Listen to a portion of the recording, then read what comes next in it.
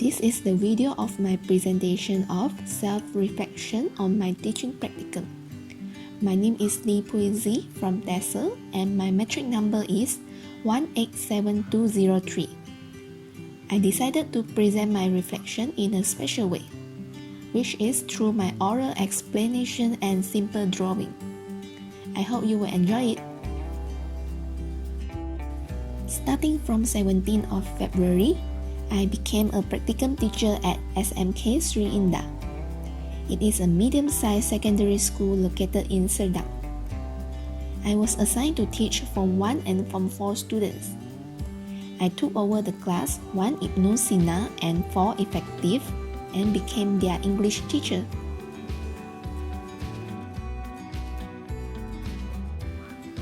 I met a lot of people in the school. The most important people were my mentor teachers, one Hafiza and one Lau. They guided me a lot throughout my practicum period. They gave me a lot of advice on how to handle the students. They also guided me on preparing my lesson. I learned the latest format of simple lesson plan from them, which do not include success criteria. The key point that they emphasized on my lesson was student-centered learning. Other than that, they also taught me on how to use the materials from reference books to conduct a non-textbook based lesson, as we had to ensure that the format of the exercise was suitable and the theme was relatable.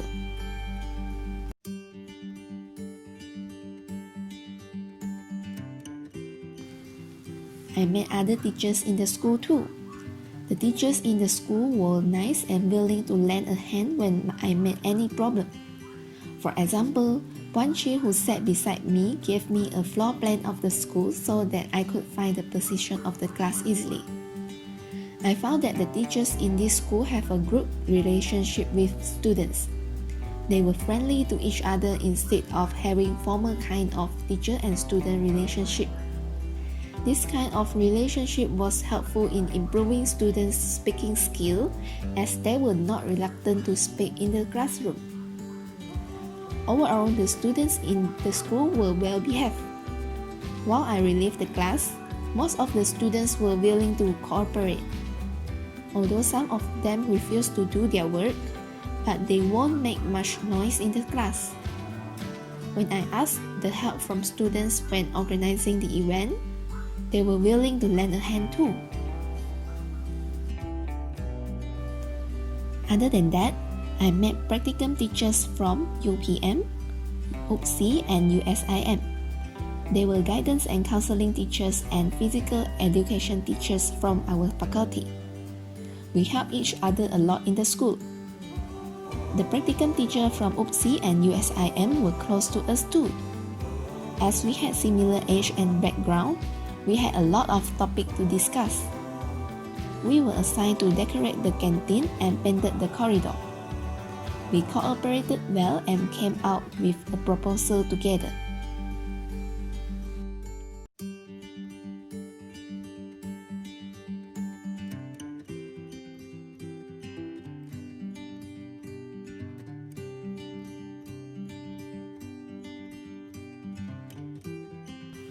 Of course, I can't forget to mention my beloved students. I found that Form 1 and Form 4 students had different behavior. Form 1 students usually follow the teacher's instruction very well. Maybe they were still fresh in the school, so they tended to behave very well. They were also more active in the class compared to Form 4 students. Form 4 students were teenagers. They had a lot of their own opinion to express. They were willing to give cooperation in most of the activities in the classroom. However, sometimes they were just too shy to role-play in the classroom. Thus, I had to figure out different methods to encourage them to perform in the classroom.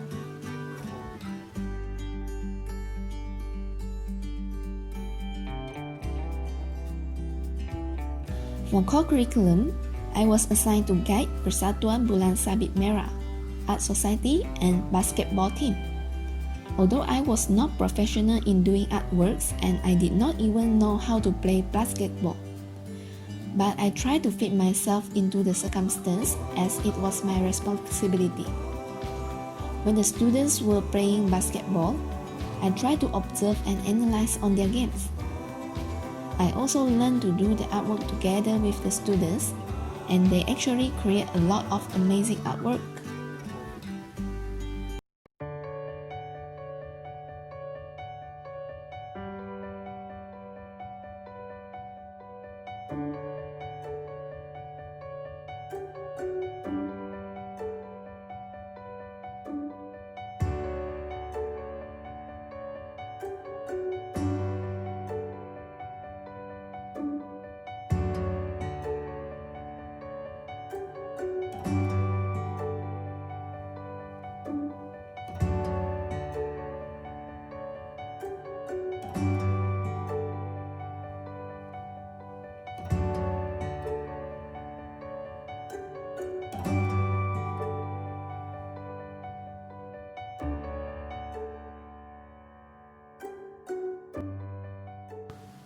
After teaching for 4 weeks in the school, I found that teaching was not the only responsibility of teacher.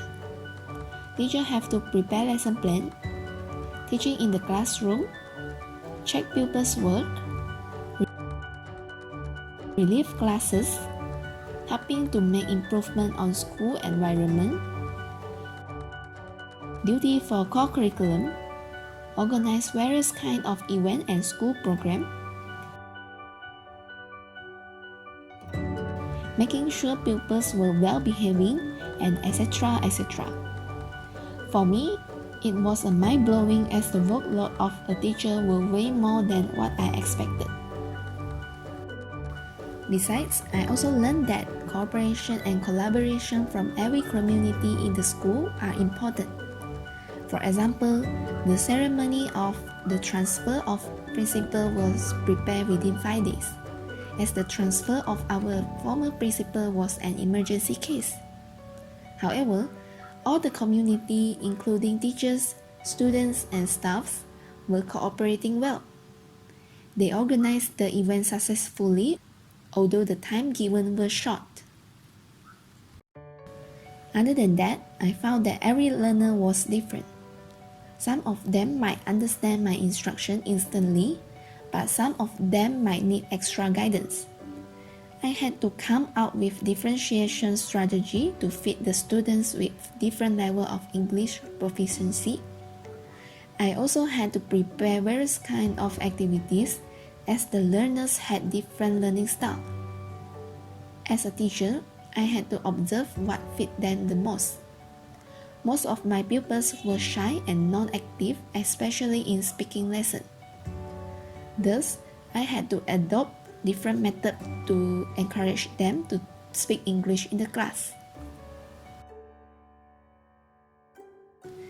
After teaching in school for 4 weeks, my practicum was continued in a different method. Due to MCO and RMCO in Malaysia, I had to conduct online lessons with my students. Here are the problems that I met and the solution that I applied.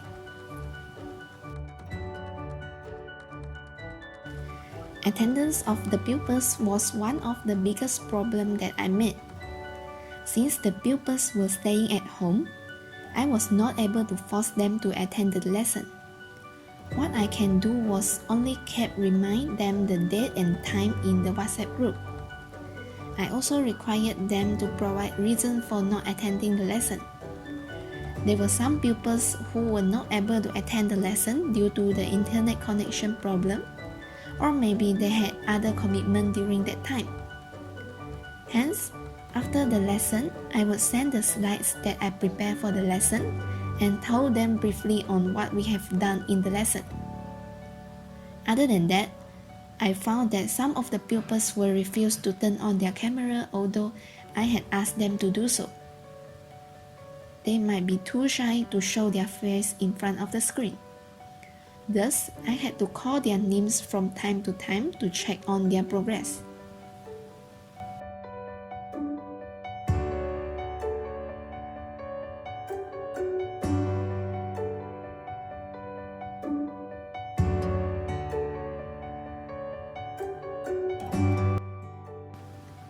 There were some activities that I couldn't carry out online.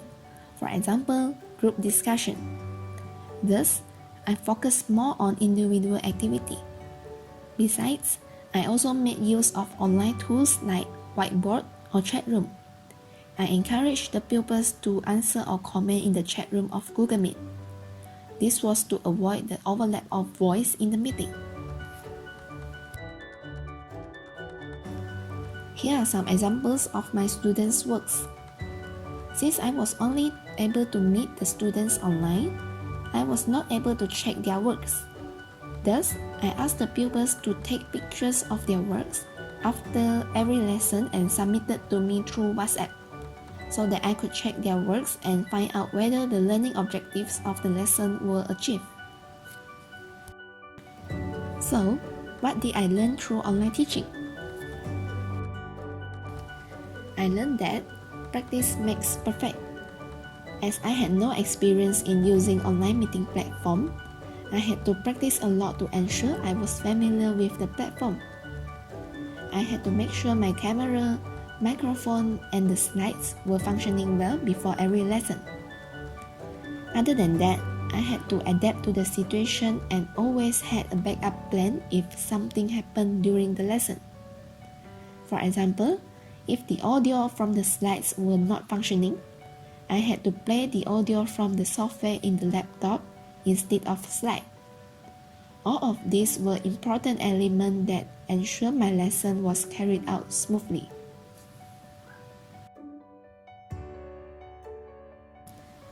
I also found that the instruction that I gave during the online lesson must be clear enough.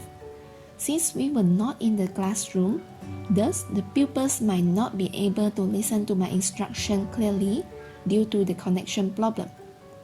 Hence, I wrote down the instructions step by step on the slide so that the pupils can refer to it if they need. In a nutshell, I felt so grateful to be able to teach in SMK Srinda.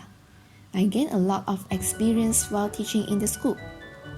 Through online teaching during the RMCO period, I found that online learning might be a trend in the future. Hence, as a teacher-to-be, I have to prepare myself by learning more skills on conducting an online lesson. And here comes to the end of my presentation. Thank you.